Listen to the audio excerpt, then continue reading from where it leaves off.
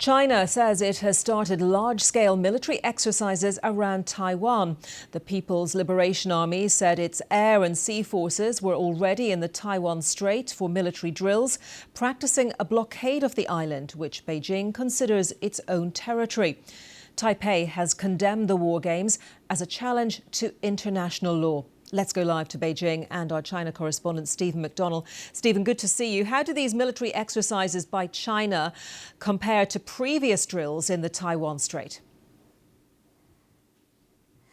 Well, every year China is ramping up these drills, and what we're seeing now is the same pattern we've seen over recent years. So what this is a dress rehearsal for two things. One is a blockade of Taiwan with these 5 different sections on a map with live fire exercises going on all sides of the island. And the other is to prepare for an attack on that island from various approaches. We know all this because of the propaganda that's been released from the People's Liberation Army, along with these images of a shield with the Great Wall of China on it and saying anyone who comes across this shield will be annihilated. So kind of blood-curdling stuff. And of course, this brings us to the political message in all this, and that is that the Chinese government wants people in Taiwan and the rest of the world to believe that this is all somehow or another inevitable in the long run, that one of these days Taiwan will be united with the mainland.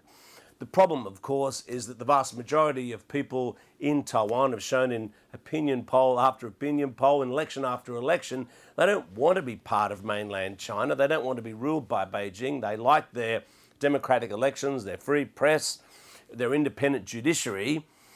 And yet Beijing sees this self-governing island, the fact that it's out of Beijing's control, as something of a historical anomaly which will one day be sorted out one way or the other. And so that's the political message in all of this. And of course, these huge war games follow the biggest ever arms supply. Well, actually, it was a commercial activity, the biggest ever supply of weapons from the US to Taiwan a couple of weeks ago.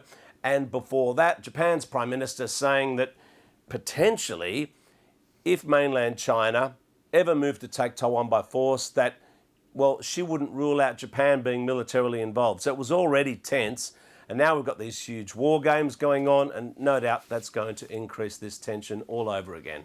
And Stephen, as you talk to me, I can see that a news conference is underway in Taiwan with the very latest update from there in response to these military exercises by China. And of course, we'll get more details from that in due course. But what else have the Taiwanese been saying in the meantime in response to this? You know, the government in Taipei has been very quick to criticise these war games, saying that they have disrupted civilian aircraft movements. Of course, if you're an airline, you're not going to want to be flying over a live fire exercise by the People's Liberation Army. So that's disrupted ordinary flights in and out of Taiwan. And of course, the Taiwanese government is saying that makes this potentially illegal, what the Chinese government is doing.